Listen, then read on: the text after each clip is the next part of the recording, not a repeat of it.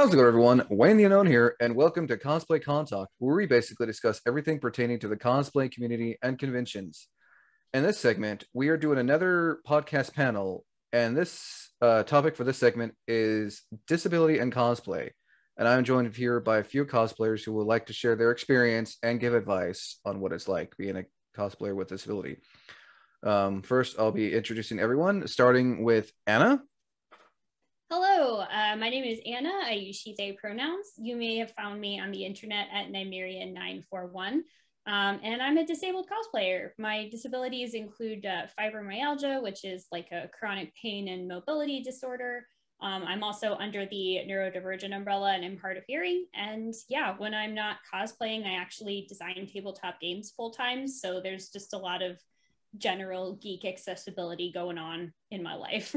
Nice. Next is Colleen. Hi, I'm Colleen. I run the Colleen Cosplay YouTube channel. I'm a disabled cosplayer and I have chondrosis. So cartilage protects your joints from shock. It stops your bones from hitting each other, which would be very painful. And my cartilage is just not doing so great. It's deteriorating and stuff. So I use crutches and a wheelchair to help manage my pain. Next is Sean. Hi everyone, I'm Sean Bogler, Bogler Cosplay on Instagram, and I have Darier's White disease, a genetic skin condition that causes bumps and scabs throughout my chest, back, and sometimes even my feet. And next is Lex. Hi, I'm Lex. I use they, them pronouns. I also go by Ehokay Cosplay, A as in EH Canadian A. I have 80, yeah, exactly why I chose the name. I love puns too, and I'm Canadian. I have ADHD, which is a learning disability. It affects everything from executive function, mostly that. We'll leave it at that because ironically, ADHD makes me talk a lot too. You're perfectly fine. Starting with Katie here again, I want to thank you for reaching out to everyone here to want to be part of this. Starting out, what is it like being a cosplayer with disability? What's it like? It definitely has its challenges, and to give the viewers a little bit of background, when I started cosplaying, I was able-bodied. So I kind of have the experience of cosplaying as an able-bodied cosplayer and then kind of watching my disability progress and then where I am now. So there's a lot of challenges in feeling accepted, feeling like you can even cosplay. There was a while I felt like I could not cosplay with mobility aids. Then, you just don't quite feel like you can be a part of the community. And then as I moved to being a disabled cosplayer, I built a lot of self-confidence and I kind of got over that. But then there's also issues with accessibility and being able to even access conventions or access events like able-bodied cosplayers. So it's a lot to unpack, which is, I'm sure, what we're going to be digging into with this panel. Oh, most definitely we are. And by the way, like the Winx cosplay you have in the background. I've loved watching your progress. I just have to say that. So and it's so I, cool. yeah. Right? It's so cool to see it all in one piece and just like all finished. Anna, same question. What is it like being a cosplayer with disability? Oh man. Well, piggybacking off of what Katie said, but also to put my own spin on it, it's exactly like, I guess, regular cosplay, but also very different from regular cosplay. I feel like for me, that question is a little bit tricky to answer just because like I have always been disabled since I started cosplaying in 2018-ish, I think 2017, 2018 in earnest, but I did not always use like mobility aids and stuff like that. That's actually like a relatively recent, like since the pandemic development for me. So I'm actually interested to see, like, since it's now been 2 years of not going to conventions as my like disability has progressed, what it's going to be like going back to a convention center with mobility aids. I think before I had like a very visible marker of disability in the sense that like I'll use a cane or something, like a cane or crutches on like higher pain days. It's weird because you're kind of like in stealth mode where it's like, there are different accessibility things that you are able to get, like priority seating or the ability to sit down while you're waiting in line. And like, I'd say one of the frustrating, are we allowed to swear on this podcast? I was like, I might have done it already. I'll keep it. At this point, I've tried to just as long as you keep it PG-13. So if you want to really drop one, if you want to drop one F-bomb, that's fine. Okay, so okay. PG-13. That's PG-13 standards. You can drop one F-bomb, and I will allow one F-bomb per podcast. I always try to like ask that before we go live, but now we are. But yeah, I would say one of the more like frustrating things about being a disabled cosplayer prior to that was just dealing with stuff from people running conventions, basically like being accusatory that you don't need the accommodations, that you're taking advantage of because you don't quote unquote look disabled. So kind of the same, but also very different. I don't know how one is. Yeah, and there are people who will take advantage of that, even though they're not disabled, and it makes people who are disabled, like, giving them bad rap in a sense. Yeah, I'm sure we'll also get into that further on in the panel too. Oh no, most definitely will. You next, Sean. What is it like being a cosplayer with disability, especially with the skin condition you have? Yeah, so I doubt that any cosplayer really hasn't dealt with this, is having another cosplayer say, oh, you should totally be this character, or you should cosplay this person.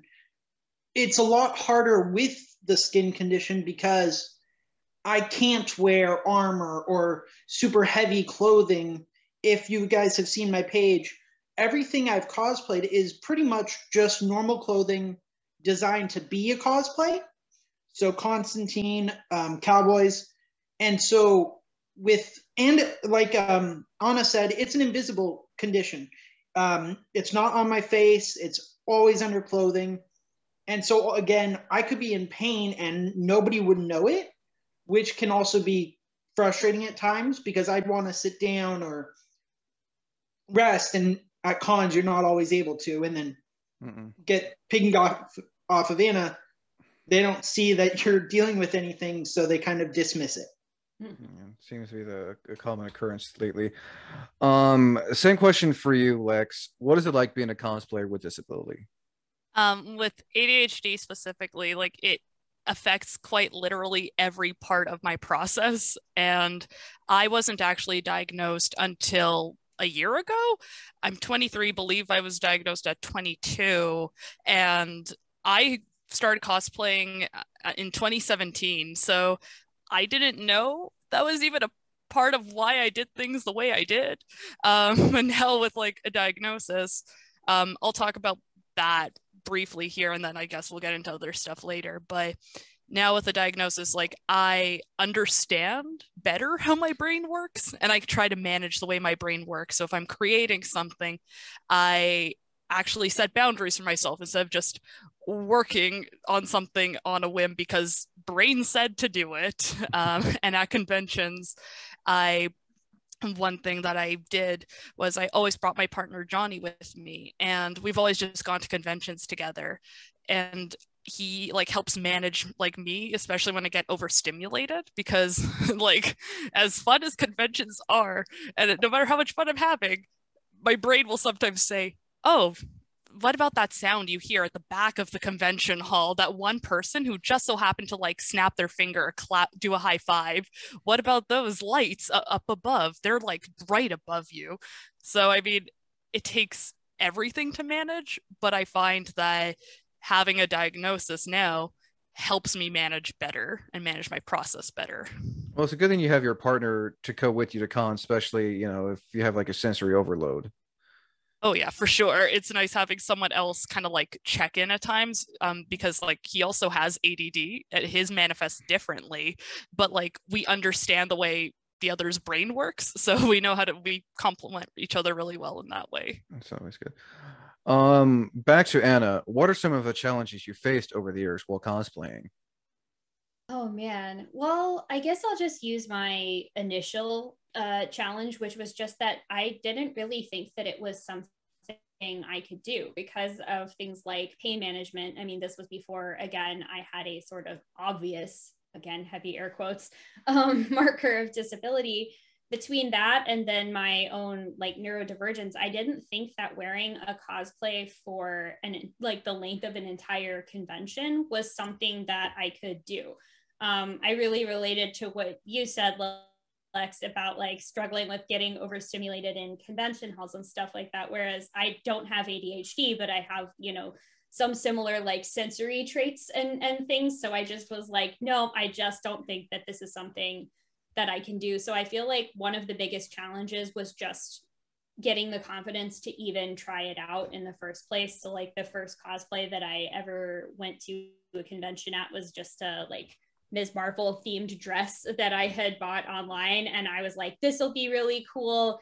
Even if nobody like cares about this except me, I'm going to have fun. And if I feel awkward or, you know, it's at least a dress. So I don't have to worry about, you know, being uncomfortable or any extra pain management stuff. And I liked it so much that I was like, what if I just started doing this for other characters that I like? And I've mostly cosplayed from like comic books and like tabletop role-playing game things like Critical Role. Now it's an animated series, so I Vox guess Machina kind of, now on Amazon yeah, Prime. it's kind of under the comics umbrella, but I started Critical Role cosplaying when I originally started watching Vox Machina before the second campaign had started. And so like the challenges there were definitely to come up with these designs that I knew were going to work for me, that were going to work for my own like sensory issues and pain levels and things like that. And if you want, I can go into more detail about it later of how that design process happened, because I think we're planning to talk about, you know, what are our like tips and tricks and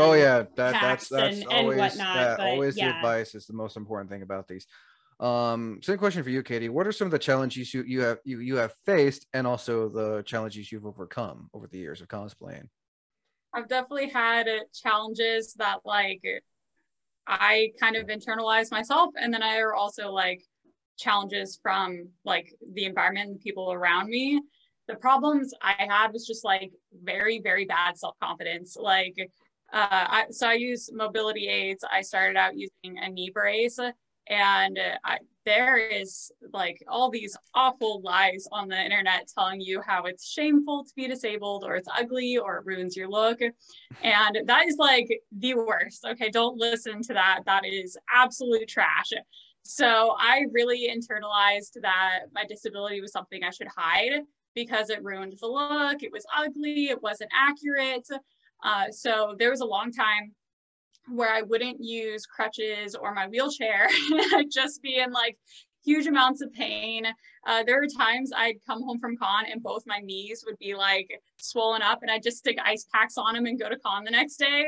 Like very bad, very bad. And it's just because I had so little confidence in myself and my appearance. And I just felt like my cosplay was not good with mobility aids, or that I was not good with mobility aids. And that was something that took me like literally years to overcome and like be confident in myself and learn to like love my body. And that takes a really long time. It's not an overnight thing.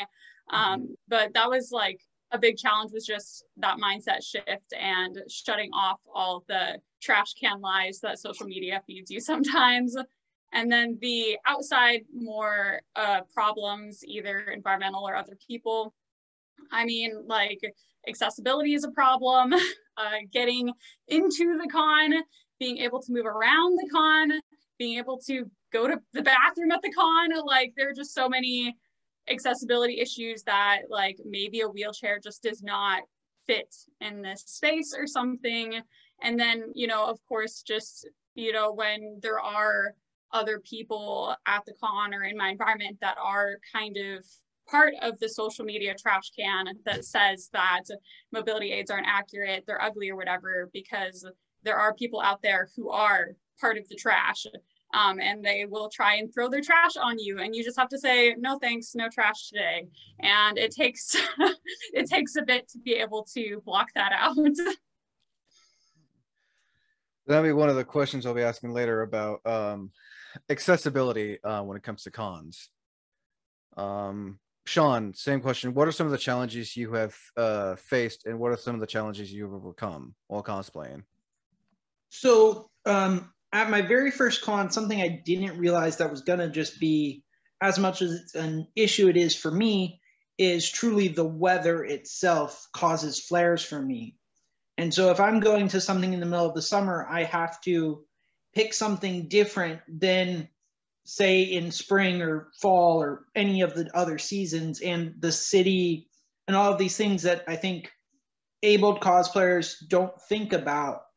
Because if I get a flare, my entire con's not going to be fun because I'm going to be dealing with that pain all weekend. So I have to do a lot more research into what's going to be happening at the con, what I'm going to be doing, and as well who I'm going to be wearing. So it's a lot more planning my costume and designing the lighter weight, better materials for my body. And overcoming it, it's just a lot. And I do mean a lot of just research into, okay, I can wear this costume. This isn't going to cause a flare. Or, oh, this causes a flare, so let's change it up.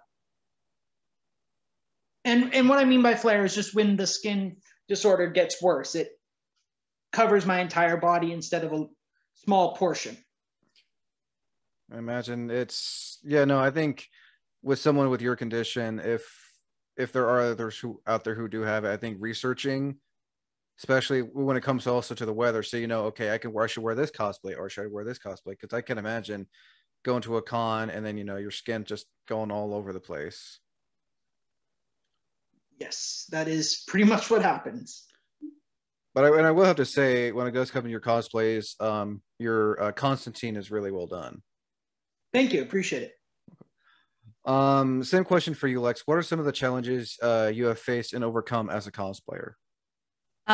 Actually, similar to Sean, of course, it's not the same exact thing. I can't know exactly what you're going through, but I empathize with the dressing for the season thing, because my body doesn't actually regulate heat properly. So like, I'm just always warm. I'm perpetually warm, and that's not good. Also for my anxiety, like it just ties in with and is comorbid with my ADHD. So like, when I know we're going to a summer con, I know shorts are going to happen, and I know a tank top is going to happen. I'm like, we're already planning for that. Oh, does the con have AC? Does the con just have fans around? And we go to familiar cons for stuff like that, because we know they have certain accommodations or certain rest areas as well. So in terms of like challenge I faced, or I guess I do face when I go to cons, is that is sort of like, I would say, implicit inaccessibility, because whereas everyone else here in some way or another has a physical disability that they have to, of course, manage. I know I can mask mine, which I know a lot of other neurodivergent folks tend to do, but I can only do that for so long when I'm in a space like a convention, because like I can push, quote unquote, if big air quotes, push myself only so far until I realize like my brain can't handle what's going on. So like, if we're at a convention and I know it's a big one, I think to myself, okay, where are we going to be during the day? When are we going to take our breaks? Do I know where the bathrooms are? Do I know how many there are? How busy are the like stairs and escalators going to be at a certain time of day? There's just a lot more planning, similar also to Sean, like a lot more planning goes into conventions than I would say a neurotypical person would have to put into their convention planning, solely because I don't know what my brain and body are going to do during the day. And also because like I have really like bad peripheral vision in my right eye. I don't say that it's a disability because it's not bad enough that like I can't drive or something, but like that affects me because my brain then goes, okay, we can't see a certain thing, or oh, did we see the thing correctly? Eyes can't focus. And then I have to pay more attention to my body. And there's just a lot more planning and preparing for things like that could happen. And I mean, I still enjoy myself, but I have to ensure that I have a fallback in case I have not like a meltdown, but like if my brain decides to sort of like mildly malfunction at some point during the day. Gotcha. Now back to Katie, because I know this is one question that I've one thing I've always seen on your Instagram. Accessibility for conventions. What are your thoughts, and what do you think some conventions that don't have accessibility for disabled cosplayers or disabled people in general, what do you think they could do to make that convention better?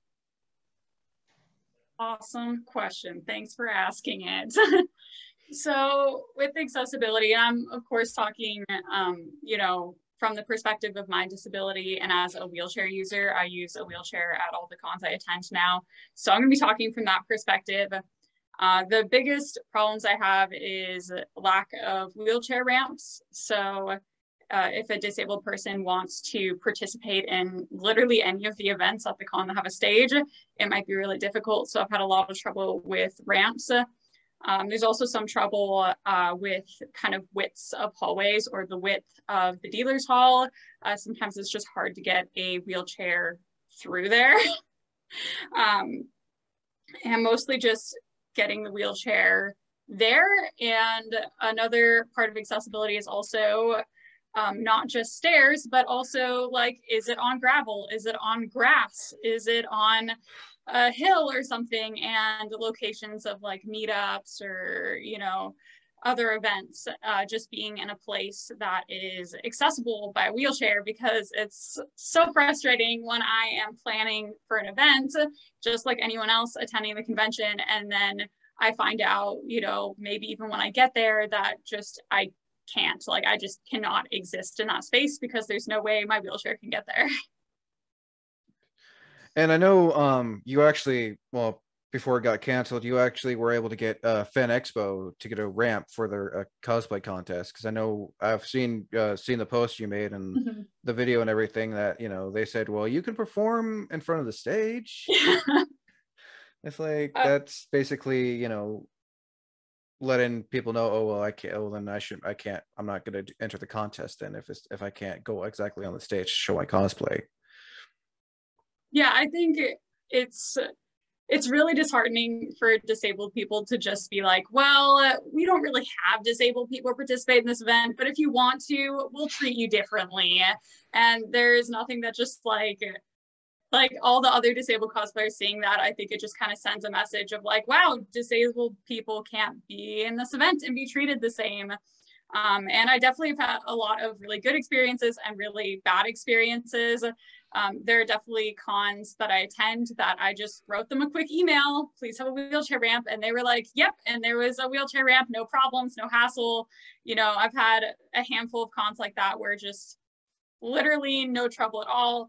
But then I also have the cons that were like Fan Expo, and they're just like, nope, we just like don't really have disabled people in this event, and we're not really prepared to have accessibility for them, even when you do reach out in advance. And I think like, I just really wish that cons could be completely accessible and that everyone could be able to compete, because I've been doing this long enough. I know to reach out a month in advance and ask for a ramp. I know that the convention has to reach out to the venue, but disabled people just don't have the luxury of showing up to con being like, man, I feel great, I'm going to join the contest, because a lot of cons you can join the contest day of, or you can do a walk on. And it's just really sad that disabled people are not afforded that luxury at conventions. So I just, yeah, go ahead. Oh, no, and this is no hate or anything towards any conventions or anything. Just so those who are watching this, so like, oh, you're hating on this con. Like, no, we're not hating on the con. This is just, you know, a way to help cons do better, in a sense. Yeah, and I definitely wasn't like, everyone attack this con or this con is bad. I was just like, hey, could we like let disabled people compete in this event, please? And that's usually how it goes, is I just, you know, reach out to them privately and say like, you know, can we have a wheelchair ramp? And most of the time it's fine, but it's definitely something that I'd like to see a future where I don't even have to go through the effort of contacting the con beforehand, and that disabled people can just on a whim join a contest. I don't know if I'll see that in my lifetime, but it's definitely a future that I am hoping for. And if there's anything I can do to achieve that future, I'm definitely going to be doing it. Piggyback on that questioning for the others. What do you starting with Anna? What do you think cons that don't have? What do you think a con should have to make it easier for disabled cosplayers? Oh boy. Well, again, can only speak to my disability here, but something that Katie brought up that I thought was, also really important to say that, like, I want more conventions to rise to the occasion and do this is not just to have those accessibility features like wheelchair ramps or like widened hallway widths and things. And again, I'm not a wheelchair user, so I'm not like the best person to say this, but I think one thing that we might probably all be able to agree on is that conventions should like list what accessibility options they offer and have their accessibility policies on their websites from the beginning. That should be there, and it should be clear, and it should be detailed, because that way it doesn't put the onus on the disabled convention attendee to have to go hunt somebody down and say, hey, I have XYZ, disability. Is there an accommodation for this? So I've seen some conventions that do this better than others. Like two of my favorite local conventions like have accessibility policies on their websites that are extensive, and they give you the measurements in feet and inches of things like how wide hallways are or where the accessible restrooms are. I wish also to, again, kind of jump off of something that Katie said, is that like there is sometimes this attitude that, well, we just don't have like disabled con attendees or cosplayers, or no one here needs this. Again, I keep air quoting in its audio medium. And I guarantee you that like you do have disabled cosplayers. You just don't know it. Like not every disability is visible. Some days also, like I know for myself, I have like disability as a dynamic thing. Some days I'm using mobility aids and some days I'm not. That doesn't mean that I'm like magically not disabled that day. It just means that some days you need more support and some days you don't. And so that there's that. And I also think like as somebody that was very new to competing and then COVID hit, so I have gone in a sum total of 1 cosplay competition. I'd really like to do it again someday.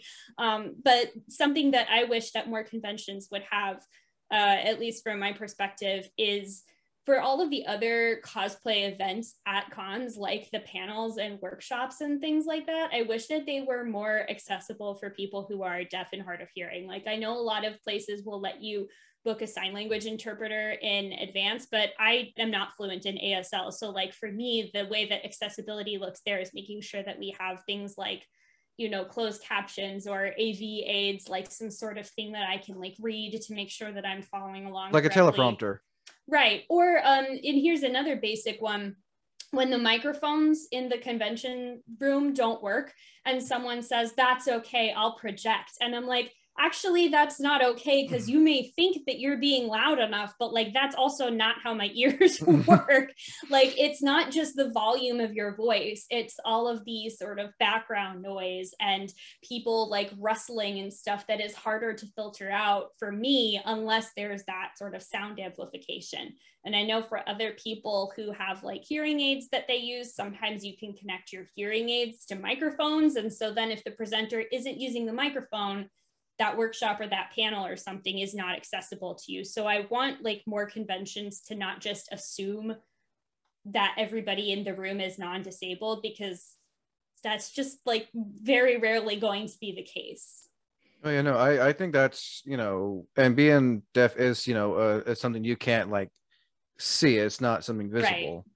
And I think that's honestly a good thing to have, especially if cosplayers have are hard of hearing, like having someone who knows sign language to be up on the stage would be a good idea, honestly. Yeah. Which also this podcast, for those who are hard of hearing, this podcast will have captions when it's on YouTube. Same question for you, Sean. What's some things you haven't seen at a con that you think would be good for a con when it comes to cosplayers with disability?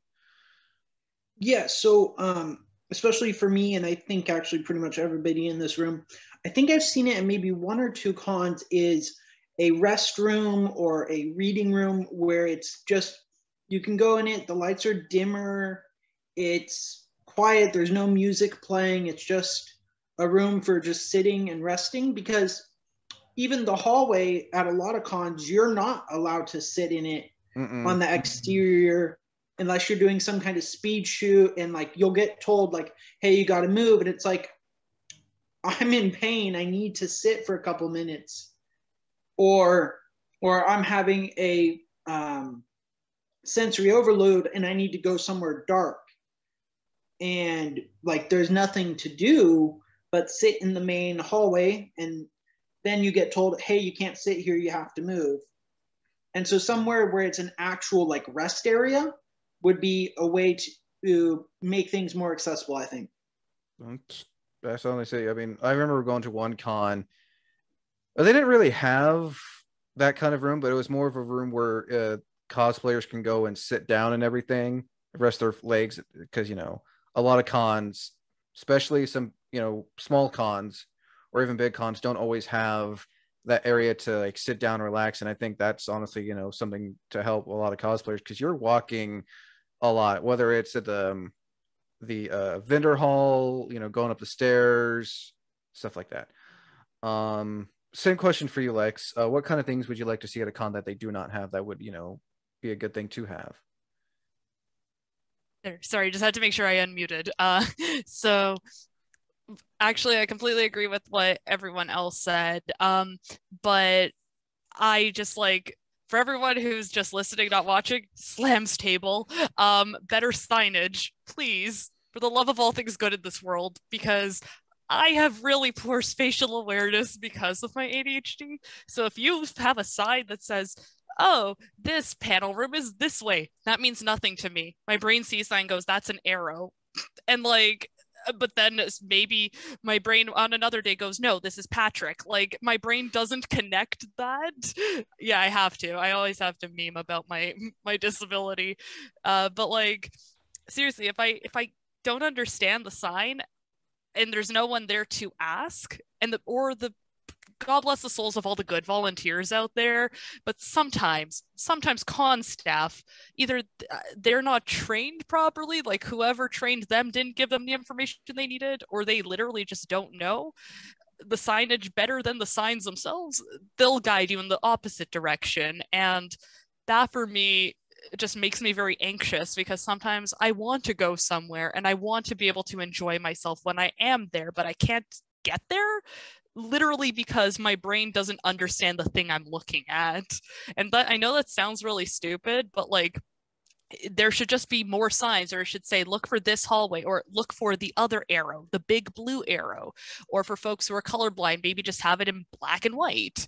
But also I agree with what everyone said about just like a rest area, because I know there have been conventions we've gone to where they've advertised like a cosplay rest area, and all it is a space with a couple of wig heads so you can redo your wig if you need to, which is nice, and then maybe a couple of chairs. And it's still in like the back of the vendor's hall, so it's still really loud and really bright, and that doesn't help at all if you're going somewhere to rest. And it's still, even in terms of temperature, it's still going to be warm if like the convention center doesn't have AC. So I mean, it's a lesser of two evils, like between that and just I mean, loitering in the middle of the vendor's hall, but it's still not much better. So that, I also, sorry, I wrote down one other thing. Hold on, there, better signs, yes. And then the closed captioning, because I wrote that down because I was like, definitely. Because even if we're watching something that isn't like dubbed or whatever, or like subbed, words are hard right now. But if we're watching, let's say, an anime and it's like it's subbed, I love that, because first up, get to practice my listening comprehension, but I also get to follow along. But for dubs that don't have closed captions, or the closed captions don't match up because the translations are off, and like they're literally just, they transliterated maybe, it's so much harder for me to follow, because my brain doesn't always, no matter how hard I'm listening, air quotes for everyone listening, hard I'm listening, my brain won't always hear what the character, person, whoever in the media we're watching has said. Like if the person isn't enunciating, I miss that, because I'm not hard of hearing, but I don't hear as well out of my right ear. So that makes it even harder to focus, which makes my brain work harder. And my brain already can't focus. So like, I'm working overtime. But if there are closed captions, like in panel rooms, for example, that makes the experience so much more accessible, and because I can see what the person's saying, I don't have to turn to Johnny and go, what did they just say? Right, like, because I don't want to interrupt anyone. And also panel rooms where they don't just close the door and leave the lights on full blast. I know it's a very niche thing, but the rooms get so warm and so bright, and I get claustrophobic. Maybe that's a me thing, but that gets very distracting as well. So just like monitoring the general space, I would say, for neurodivergent folks, and like get input from folks who are disabled. I feel like that was kind of an overarching theme, I guess, like from everyone. It's like like put out a survey for your con attendees. Like the people who are able-bodied and neurotypical will blitz through it. They won't have anything to say, but you will get valuable feedback from folks who are disabled, and that'll only make your convention better. Definitely agree. Back to Anna. Now, this is one question I've always asked, including in the interviews. What's been, despite with your disability, what is that one favorite cosplay of yours that you've enjoyed doing despite having a disability? Starting with Anna. Oh my gosh. There's been so many good ones. I think probably my favorite though is still that like jester costume that I made. I made this for the 2019 cosplay competition at Geek Girl Con, and actually won a Judge's Choice Award for that, which was really exciting. And there's if you're not familiar with Critical Role, it's just a live stream D&D game, and Jester is one of the player characters from that. And she's this like little blue tiefling girl with horns that likes frilly and pink by and Lord donuts Bailey. and like all that. She's just sort of like this delightful little chaos bean. And there comes a point where a pretty significant portion of the adventure is her insisting that they're going to this convention, Traveler Con, which is based off of the deity that she serves, the Traveler. So there's a lot of convention themed humor for a while in that second campaign. And I was looking at like wanting to cosplay Jester, and I was like, how am I going to do this in a way that's comfortable? It's going to be heavy. It's going to be a lot of layers. That's not going to be something that works well with both my own sensory needs, and because fibromyalgia is a nervous system thing, nerves and skin and numbness and things need to be taken into consideration. So what I decided to do was design a Traveler Con Jester so I could combine wearing some of my more comfortable con-facing clothes and some of the things that I like about conventions, like playing around with the lanyards and like buttons, and I made myself like a little fake con badge for this thing in addition to my actual con badge, and then did some of the things that I knew might be a little bit more difficult in the details for things like body paint, and I designed it to do as little paint as possible because I knew that that was going to be an issue for me wearing it during the day. And I wound up just like hacking together a bunch of different tights to make arm socks. People thought that that was actual body paint. And I was like, no, this is just like a nice little bit of light pressure that's not too hot, because there is no way that I could like handle doing body paint all day with my disabilities. And so like, that was fun. It was really fun to wear. It was cool having people stop and go, I know who you are, even though it wasn't the canonical or like the official artwork Jester. And it was also very fun because there were like 2 other people competing as different versions of Jester, so we all got to just take pictures together at the end, and it was really awesome. So favorite design for sure. Nice. Next, same question for you, Katie. What's that one cosplay that you enjoy doing and it wasn't too much on you and everything? I want to say Supergirl, just like I always say Supergirl. So my first try at Supergirl really was not very accessible. It had like the biggest, heaviest cape, and I love a good cape swoosh, but it was a bit too much for me. And this last year, I actually completely remade the costume, and I made it accessible. And I made it so that my cape could hang across the back of the wheelchair and not get in the way of the wheels. And I had it snapped to a harness that I wear over my chest instead of around the neck. And that also made it like way safer if my cape were to catch on anything. and it just was like so much more comfortable and it worked great. So I really just kind of got to take, you know, Supergirl, which is the character I loved, and just got to like rework the cosplay. So it was something that was accessible and really fun to wear and not super exhausting to wear either. Yeah, I remember you were telling me about that, how you almost got it caught in your wheelchair wheel. Yeah, the big cape, I actually got caught indoors.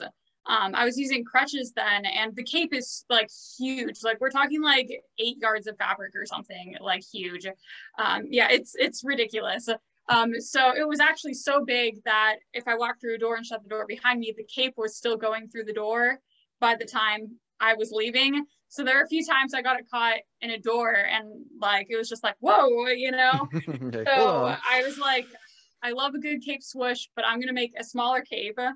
I'm going to make it so it fits between the wheels of my wheelchair and it's short enough. It won't, you know, I won't run over it and it won't get caught in the wheels. But the biggest improvement, I think, was just making the harness to wear under the costume that it snaps to. So like if it does catch on anything, I'm not strangling myself with this Supergirl cape. Now to Sean, because I know you have to take a little break here. What's that one favorite cosplay that you've done that's easy for you to do and not too like difficult, over the top, or would affect your skin condition? Yeah, so I really like my Aquaman cosplay because the costume itself, it's just the Aquaman t-shirt or just an orange long sleeve or an orange rash guard. Like the one you're and wearing? Green pants. Yeah, I am wearing my Aquaman shirt. Nice. Just because it is super simple. And one of the ways I can find relief from my condition is by getting it wet. So I can literally dunk my head underwater as Aquaman and feel some relief and still be in cosplay and in character. And so I think that's a little bit more fun. And because of the simplicity of the costume, it is not going to cause any added stress to my body. Yeah, that's good. Now I know you need to take a little. Now you need to take a little break here. We go into Lex now. What's that one cosplay that it's not too hard for you to wear or be around at a con? I feel like every cosplay I've done has had some level of wear difficulty, I guess. And all con stuff happened pre-diagnosis, which is kind of weird. I like to look back, like to reflect on. So for me, any difficulties I might have experienced, I always kind of chalked up to, oh, I didn't make it properly. Oh, this just happened that day. When really my brain probably just really couldn't handle something like that one little defect or one little thing that could have been adjusted. But I find that even though like the capes, yes, like Katie, I love a good cape always. Even though the capes are a hassle, I really do love wearing Tiki from Fire Emblem Awakening and Kaliana from Critical Role because people do recognize them and that does spark joy for me. But oh my goodness, no matter how much I love it and how easy they are just to kind of like put on and be all flowy and loose and whatnot, or in Tiki's case, just kind of like fitted. I don't have to worry about the way it moves around my body because it just kind of fits there. God, oh my goodness, both capes still give me trouble and I have to find a way to make them better. And I always tell myself, oh, I'll just sew this, except again, with ADHD, my brain either forgets because short-term memory dysfunction, or no motivation because I'll be like, I could do this. And I'll stare at it for like 20 minutes. I'm like, this is going to happen. My brain's like, is it really? Will this give you dopamine? But they're still both very comfortable. And I feel like they're great cosplays for the Tiki for spring and summer, and Kaliana for fall and winter. Just they're easy to kind of like think of and decide to put on that day, whereas other cosplays, even the one I'm wearing, they take a little bit more planning and kind of like mental prep, even if they're fun to wear. By the way, who are you cosplaying as? Oh, Alexandre from Husky no Kuni / like Land of the Lustrous. This is there's a 3-second clip where they transform from Blue Alex. It features genderless gems saving the world. Context. So they transform from I know, like that really gives context. The character, they transform from having blue hair to red hair, and when they go into their berserk mode, so I dyed this wig so it transforms and matches that clip. Nice. Yes. Now back to Katie. This is one question I always ask cosplayers when I do their interviews and also during these panels. Experiences. I guess share one good experience and one bad experience you've had. Starting with Katie. You can pick which one to start with. Okay, so wait, should I start with the good or the bad? Maybe I'll start with the bad, then go to the good. Okay. Good is really good. So like bad experiences, like I think the worst is when I am like at the con and I'm having like a great time. I think I look super cute in my outfits, and then someone comes up and they're like, oh wow, it's Supergirl after she got hit by kryptonite, or like, oh my gosh, it's Supergirl after she got beat up, look at like disabled Supergirl. Or there are people who even told me like I shouldn't cosplay her. They're just like, I don't know, like it feels wrong to see Supergirl in a wheelchair, and I'm like, that's not your choice, dude. And we actually talked about that earlier. It's like you're not cosplaying as a disabled version, you're just cosplaying as Supergirl. Yeah, and a lot of people also see it as like an invitation to figure out like what my disability is, because I do have like a very visual disability when I'm using my wheelchair. So a lot of people just kind of see it as an invitation to be like, haha, what happened to Supergirl? Or like, haha, why do you use a wheelchair? And like that's definitely a hard part, and I do want to make it clear that like that is not the majority of interactions. That's only like 0.01% of people I interact with. But as with all things, the negative stuff definitely like sticks more than you want it to. So I certainly don't want to scare anyone away, but I have had those experiences as a disabled person cosplaying with mobility aids that people will either try and make a joke or poke fun, or they think they're funny, but they're actually very ableist. So it kind of comes with its territory. Yeah. But that's not how a lot of interactions are. So then the good interactions and the things that I love and have been very rewarding. So I do have a YouTube channel that I do. And on my YouTube channel, I talk about my experiences cosplaying with a disability. I decorate my mobility aids, and I share just a lot of my experiences. And like the best thing ever is when a baby cosplayer reaches out to me and they're like, hey, I wasn't going to cosplay because I use crutches, and then I saw your video and now I'm totally going to do it. And then they send me a picture and they're like, look, it's my first cosplay with crutches because I saw you do it and now I know that I can do it. And there's like no better feeling in the world. And that's why I've not quit YouTube, even though sometimes it takes a piece of my soul. But I can relate to that. Yeah, you can. YouTube is, whew, it's hard, but just the amount of people that have been able to empathize with my content, and just like so many people have reached out to me and they're like, please just keep doing what you're doing. Like, you know, just keep showing people that you can cosplay with mobility aids and keep talking about your experiences, the good and the bad, because there's actually a humongous community of disabled cosplayers out there, and they can really empathize with a lot of the videos I'm making. So that's just been like really super rewarding, and it totally overshadows any of the bad interactions. Like it's amazing. It's the best feeling ever. And a link to Katie's YouTube channel will be in the description below, so you all can check that out.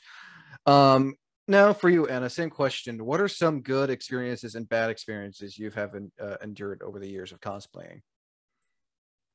Okay, I'll just again start with the bad and then end with the good, just because I feel like that's what I want to do. I think mainly again because most of my like cosplaying at conventions was before I started using mobility aids, like outside of, you know, very specific instances.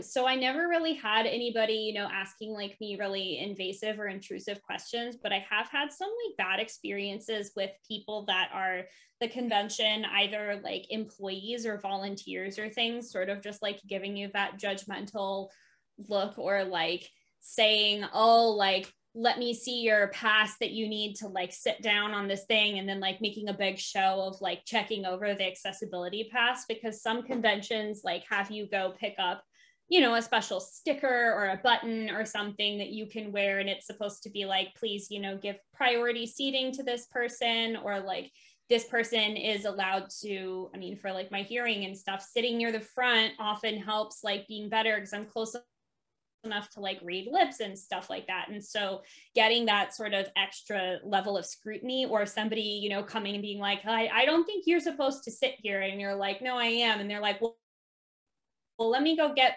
you know, the person who's one up the hierarchy of me, and I'm like, So the frustration is mostly just the assumption that like you're breaking the rules if you are taking, like if you are making use of the disability accommodations and accessibility, and whoever is in charge or walking by does not think that you look disabled enough to use them. So, you know, there's that. But I think one of my best things that I enjoy about like cosplaying at conventions is like spot fellow disabled cosplayer in the wild. And like when I did the convention where I competed as Jester, that was, we got to include like a personal statement on our design that was, you know, read out while we were walking the catwalk thing. And it was really cool because I actually found out that 2 out of the 3 judges were disabled, but I only found out that one of the judges was disabled because they told me, hey, like we share the same disability, and I really liked that you put this into your design and you showcased it. And I would never have known that because that judge had a disability that was not, you know, immediately obvious. And my other favorite interaction with this is actually at a local board game convention that I go to every year. It's not a huge cosplay convention, but I always wear cosplay to it because I can. And there is a like crafter artisan lady that's always working at the vendors hall who has the same disability as me. And she makes these like resin D20 walking canes that she uses, and yeah, the handle is like a big D20, and then, you know, the whole stick is just a stack of them. And now I have one too, because like we bonded over that initially, and I remember telling her it's what's in the back right there. I was like, I was able to see it's D20s, yeah. And I remember, you know, meeting her at this con and being like, oh, ha ha ha, maybe if I ever like one day get up the courage to like use my mobility aids out in public more. And then I was like, yes, I did, as a matter of fact. And so it's always fun to just like be able to bond with other people and then like talk about what specifically did you do to like add flair to your mobility aids, or to design your cosplay to incorporate or just like include your disability as well. That's always nice. Nice. Same question for you, Sean. Good and bad experiences that you've had to, that you've you know, witnessed and endured over the years of cosplaying.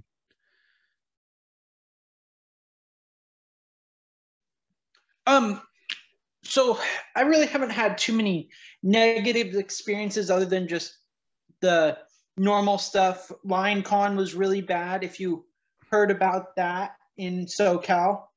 Wait, what con? So it became a term down here at Anime Expo 2019, where people were waiting outside during the convention for almost 3 hours. Oh, I've heard of that. I think someone told me about like the lines for that con are insane. Yeah. And so I was lucky to have gotten into the building. But I do have some friends with not my condition, but similar stuff. And if I had been suffering out there, that would have been not a good day for my condition. I would have probably had a big flare after. And just the weather. I mean, so I am down in SoCal, so we get the massive heat waves, and that does put a damper on the con for me.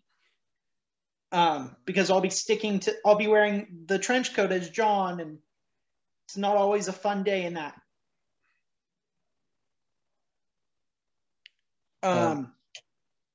And then some just good experiences are just always interacting with other cosplayers, people who appreciate the costume even when it's kind of simple. I think is always kind of the best days that I get to have, is when someone's like, oh, you're doing classic Aquaman, that's so cool. Or, oh, you're John Constantine. Don't see many of those. Nice. Yeah. And again, I have taken a look at your cosplays, and I mean, and sometimes, you know, just going simple is not a bad thing. It's, you know, you're still putting love and work into it to cosplay the character, so that's all that should really matter.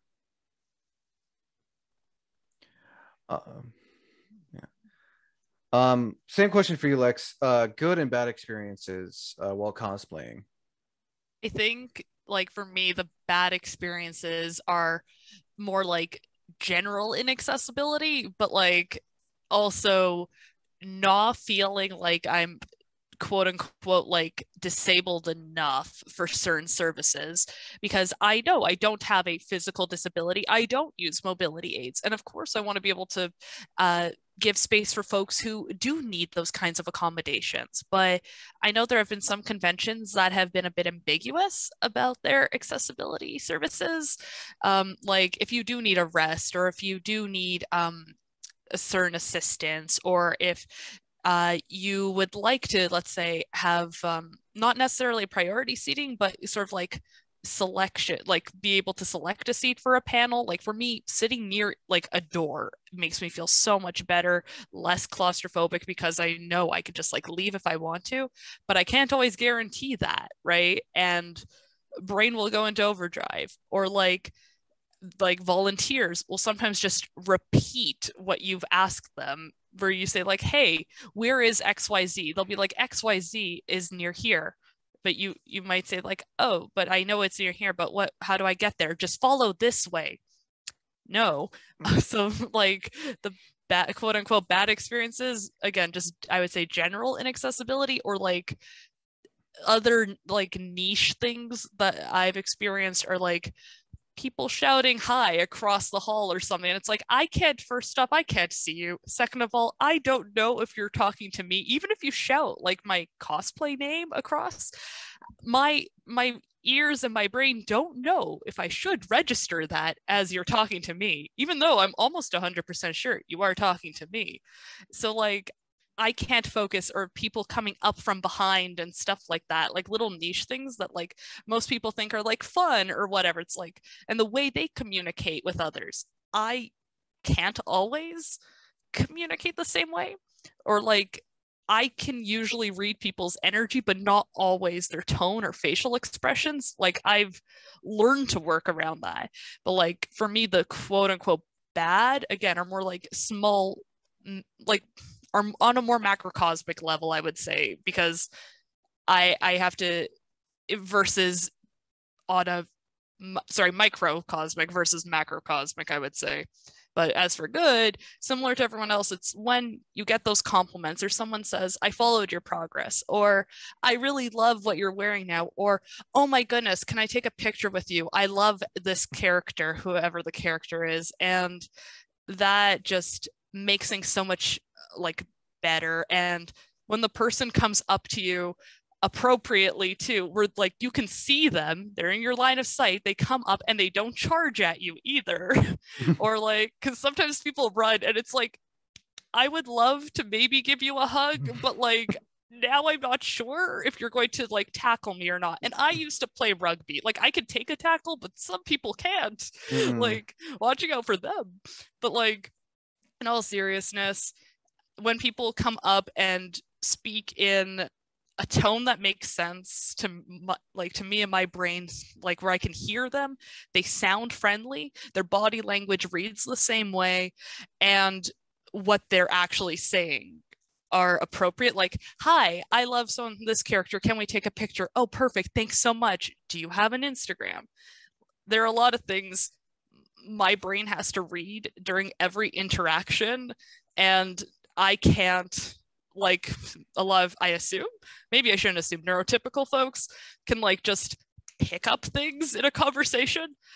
I have to work doubly hard to ensure that like I am not reading the person incorrectly. So again, just like very niche experiences, but like for me, it's those niche interactions are either really good or not so great, depending on context. Yeah. Now a question for Anna and Katie. Starting with Katie first. When using mobility aids, have you ever incorporated your mobility aids with your cosplays before? Yeah, I do quite a bit of mobility aid decorations. So I'll make little outfits for my crutches and little outfits for my wheelchair, and it's been loads of fun. My YouTube subscribers just love it. So I've figured out how to make covers. I've made little Pokeballs to fit inside the wheels on my wheelchair, and that was a lot of fun. I also made Captain America shields that fit inside my wheelchair wheels.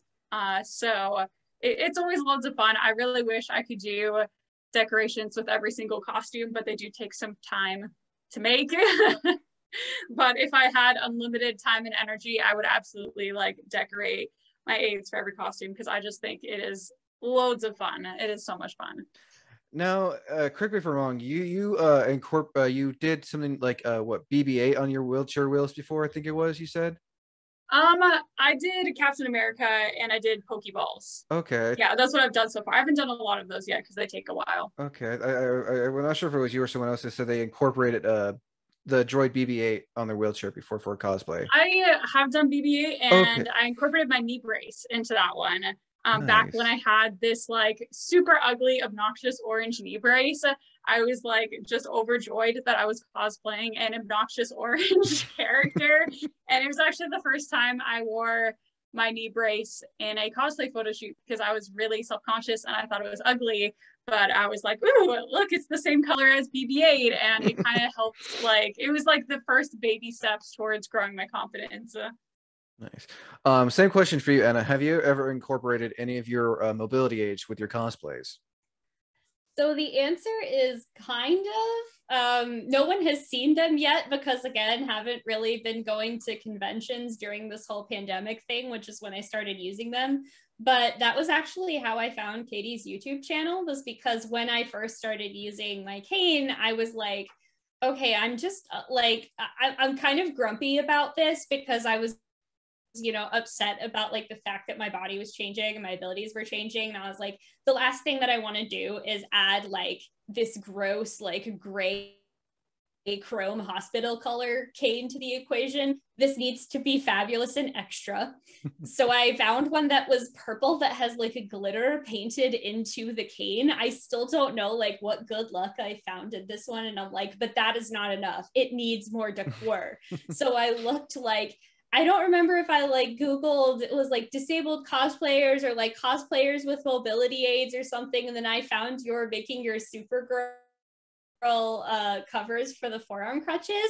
And I was like, yes, this person gets it. They're after the same goals as me. And so I watched your videos and it gave me a bunch of ideas for like, you know, the different things that I want to incorporate. So I have like plans and ideas for other cosplays that haven't seen the light of day yet. One of them involves, I am planning to put like the sort of decorative punk type spikes on one of my canes in like different colors and things for a character.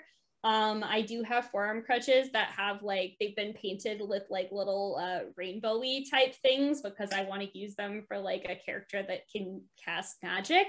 So I'm like, oh, this is like spell effects when they shoot out of your hands, except they'll be shooting out of my hands at my sides because balance. So yeah, like definitely have plans to incorporate that. But again, I'm not really wearing those outside of my house much yet. But soon.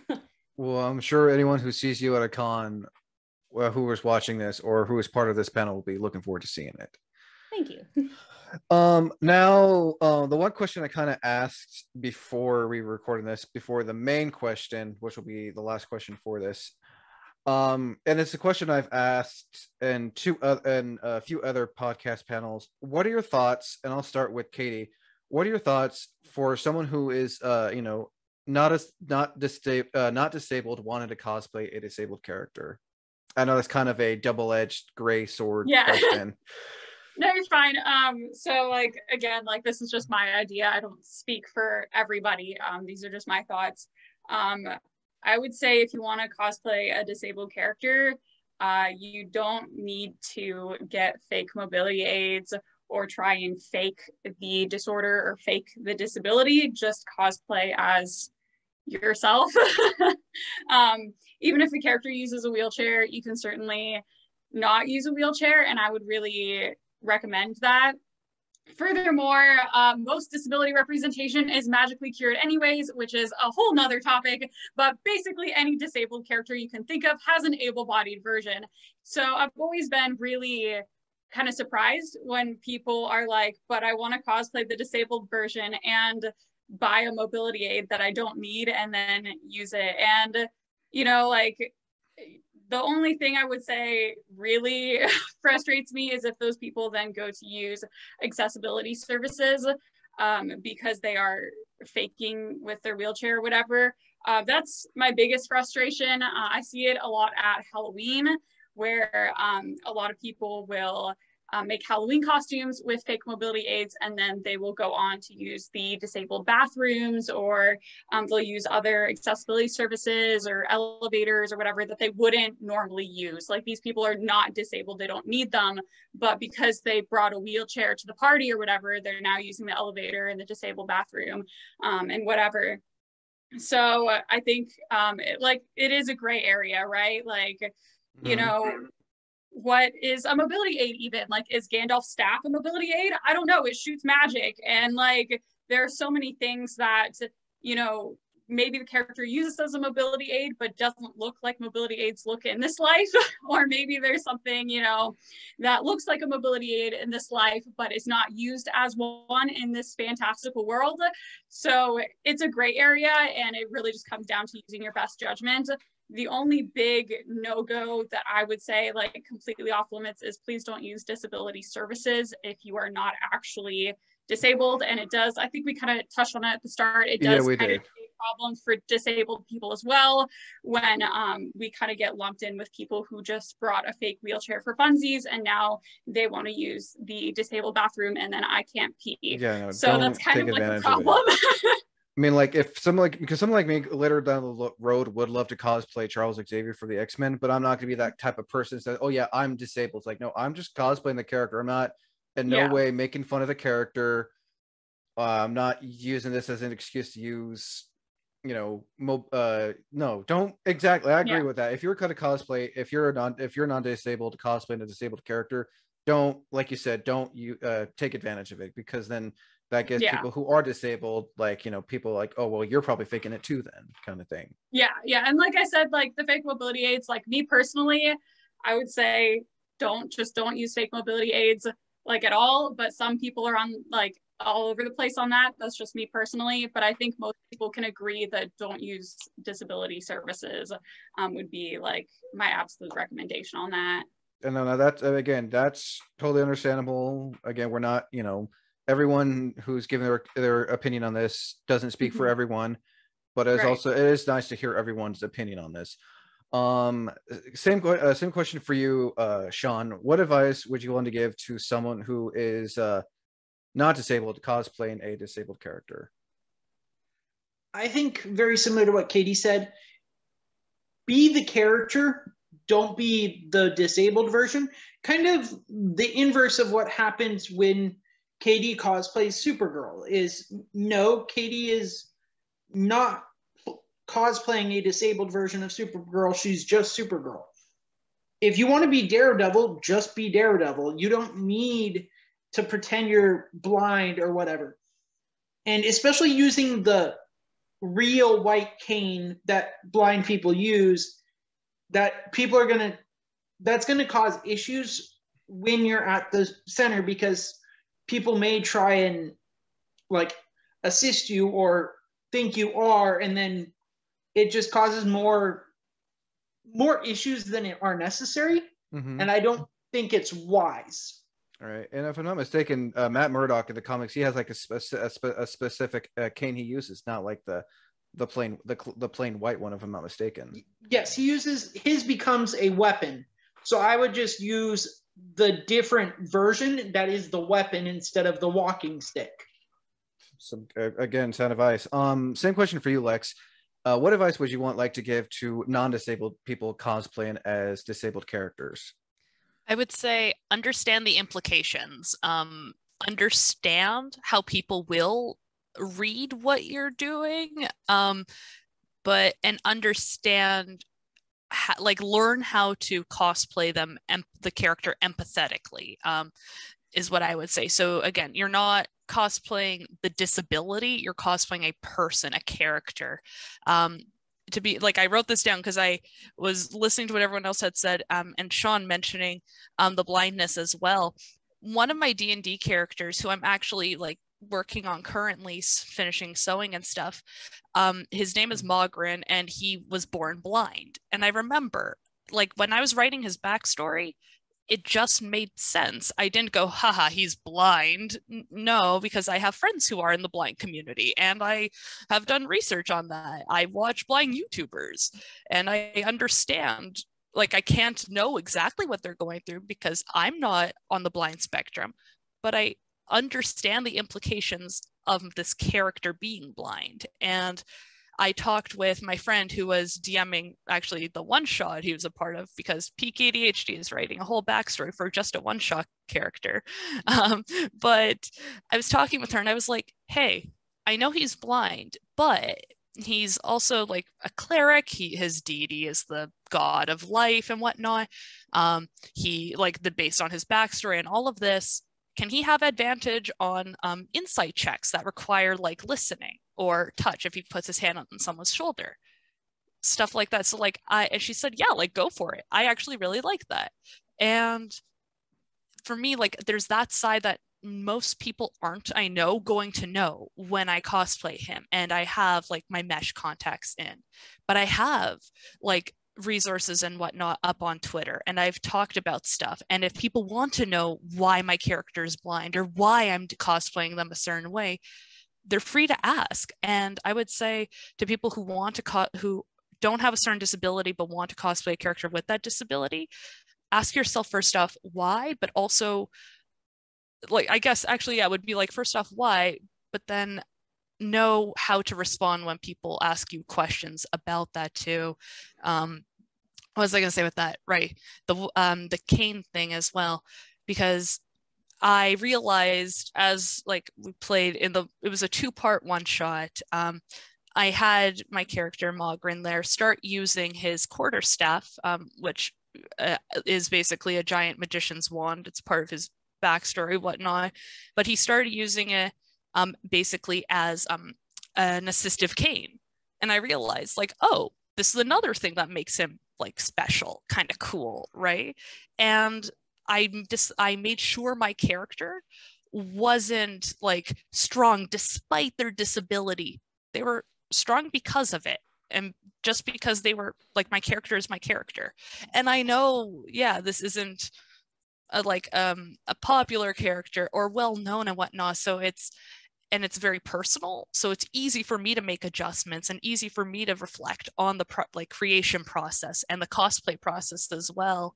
And it's not the same for other characters, but I would say reflect on that as well. Understand, again, it all comes back to understand the implications and cosplay empathetically, because when I cosplay Mogren, I'm not going to be walking around with like my quarterstaff. No, I'm going to be me in cosplay, and I'm going to happen to have a quarterstaff with me. That's it. I'm not going to use any assistive mobility aids because I don't need them. And I know at the end of the day, I can take out the mesh contacts, or if I take off face paint, I can take that off. And I want people to know that I don't see their disability as a costume. And I think it also comes down to that. No, like when you don a character with a disability, you are either portraying them empathetically as this just character that you really love and appreciate, or you're portraying them as a caricature, and it's up to you to decide how to go about doing that, which route you want to take. And last but not least, same question for you, Anna. What advice would you like to give to a person who's not disabled cosplaying a disabled character?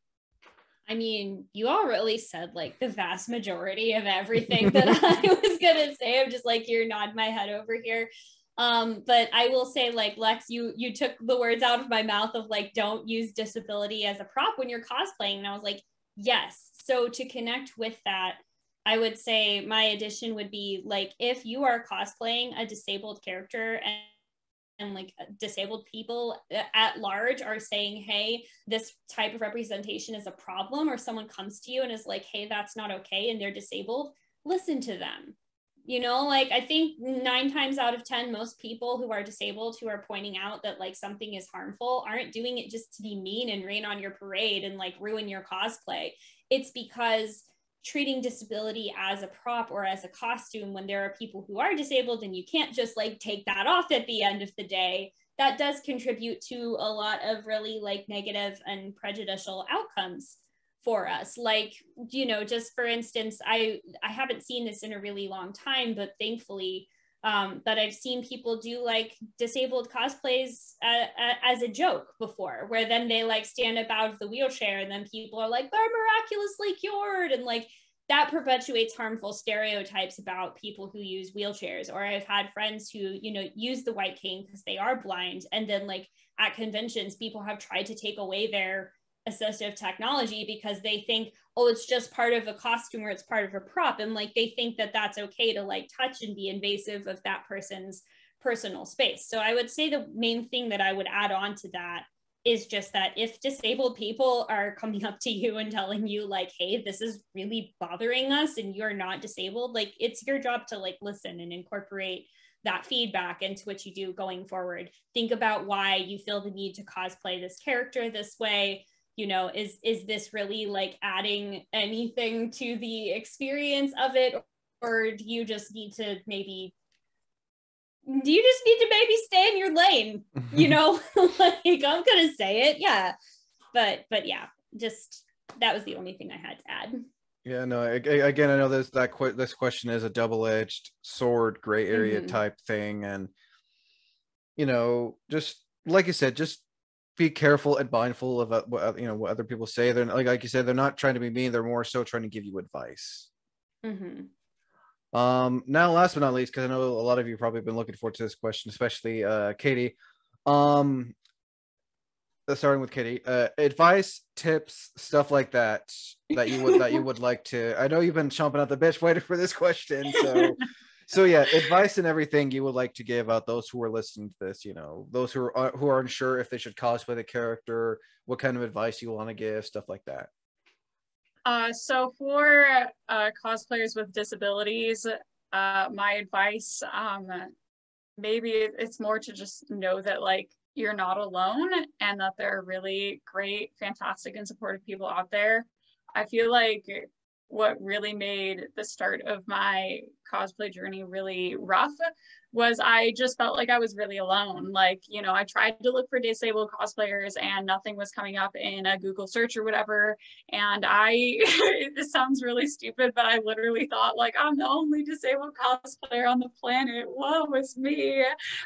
Which like, there's a huge community out there of disabled cosplayers, and there's like so many people who are going to support you, and they're just gonna like love you to death. Like every post you make, they're gonna love you, and like there's a really amazing world out there. Like, yes, there are the challenges we have faced, and there are some difficulties with cosplaying with a disability, but there are also like some really great, amazing things, and cosplay is like one of the coolest things I've done.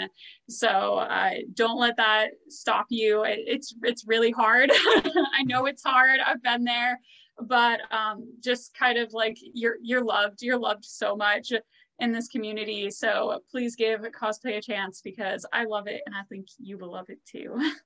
Oh yeah, no, definitely. Same question for you, Anna. Tips, advice, anything you'd like to share for those who are listening to this?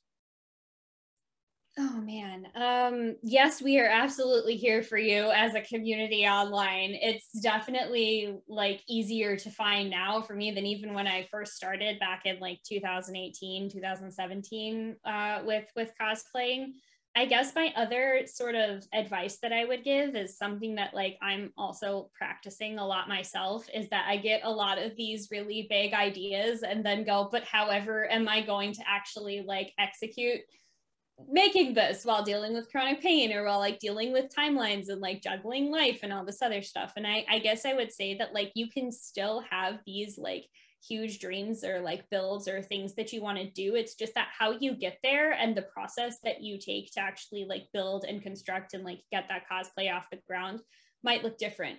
The upside of this though is that like all of my fellow disabled people that I've met out there are some of the most creative and like out of the box thinking people that you will ever meet, because you kind of have to be that way out of necessity. And so like you can kind of take that awesome mental toolbox that you have and apply it to cosplay and find a way that makes cosplay work for you, instead of having to hold yourself to a standard that is, you know, typically able-bodied or typically neurotypical. I guess I just said typical 2 times in a row. Or, you know, just like don't worry about accuracy or anything like that. Make sure that cosplay works for you and that it is fun for you. Like find your fun within the thing and then just go for it. That's some pretty sound advice for sure. Same question for you, Sean. Advice, tips, tricks, stuff like that for those who are listening to this. My advice is research. That's a big that's definitely a big thing to do. So anything can be made, fixed, or changed if you do your research. Somebody may have already done it, or there may be somebody who has an idea or a suggestion for you if you ask the people who've been doing it for a while. Find out, and this includes when you're going to the con, especially as we were talking about with all the accessibility. Look up what the con has accessible to you and know before you go. Oh, definitely. I think research, whether it's be for cosplay or the con, is always a good thing. I think that's what some people don't really forget to do, is like, oh, maybe I'm just going to go in and not, you know, do anything. And then they're like, oh, maybe I should have done the research. I'm sure everyone here could agree that doing research is probably the best thing. It may not seem important, but in the long run, it is, honestly. Last but not least, same question for you, Lex. What advice, tips, tricks would you like to give to disabled cosplayers out there who may be listening to this?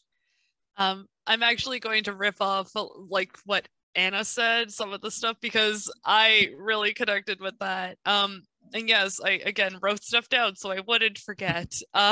So if you ever saw me kind of like looking off to the side and my hands down, oh, thank God I hit it well. Good, okay, because I have my phone with my notepad up. I think it's always good to like write notes before doing these podcast panels, because you know there's always something everyone wants to talk about.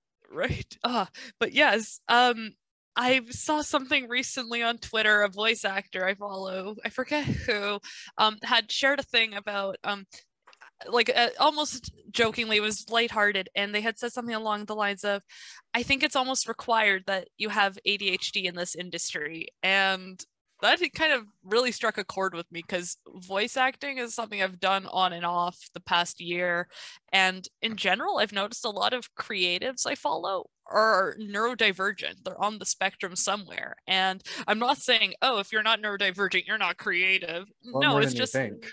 yeah, but it's like, because when you said, yeah, it's almost required that we think out of the box, something I've thought of too and realized over the past year is that my brain just doesn't see the box. Not because it is or isn't there. It's just like, if I'm not thinking outside the box, I'm just thinking, and my brain just takes a different path. And if you're neurodivergent, you will have to prepare for good and bad brain days, as I like to call them that, because sometimes I'm really motivated and get a lot done, and some days I can't do anything because I was in hyper focus the day before and overexerted. But prepare for that if you can, but also be proud of you, because you're, regardless of how much or how little you're doing, this is also a self-reminder, because I am very self-critical, I know this, but like regardless of how much or how little you do, just do work that you'll be proud of,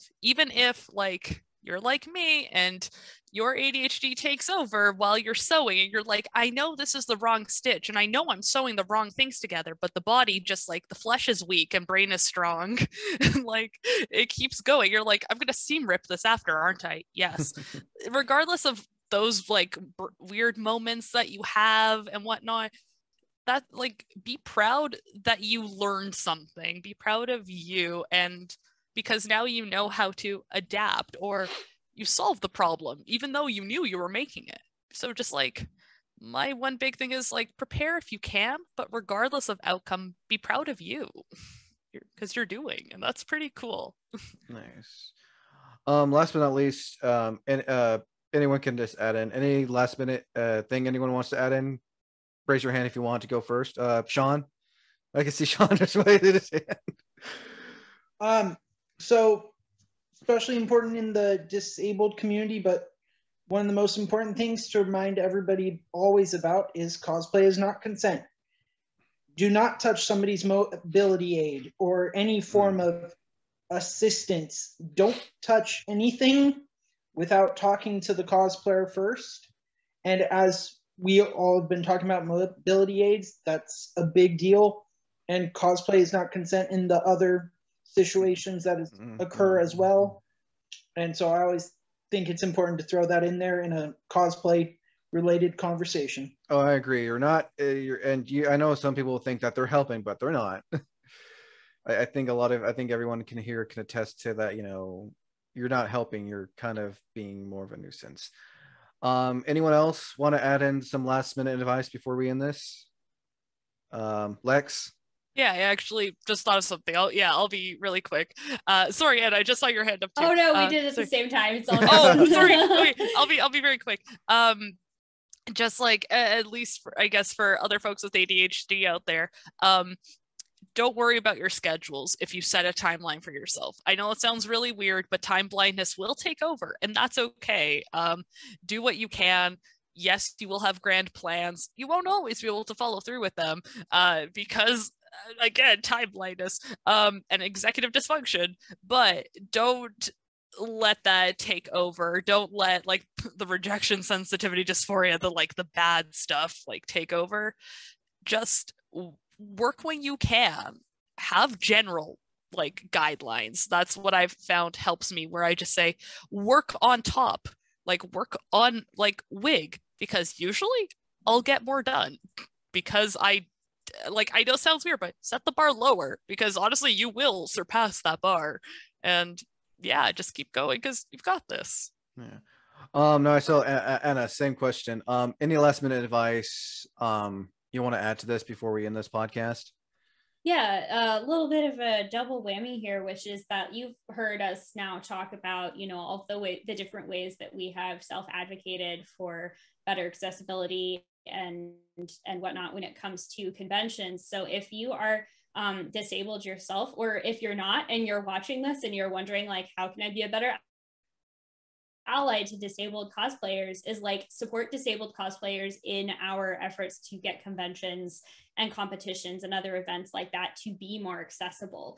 Because although that there are a lot more disabled cosplayers out there than I think people realize, we are still in the minority. And one of the best ways to like get conventions to pay attention to the fact that this isn't a niche interest, even though they should still be respectful, and that's besides the point, is to say, hey, like I have noticed that this cosplayer that I like, you know, has been requesting this accommodation and keeps getting denied. Or, you know, if you see something like that, just be a good advocate for that, you know, listen and learn and be respectful, but also like make sure that, you know, you're using your voice for good. Use your powers for good. Oh yeah, I can't argue that. I guess now might as well. Katie, any last minute advice you'd like to add in, since everyone's you know, wanted to add in some a little bit of advice before we end this? Everyone kind of just said it, just like you're beautiful and I love you all.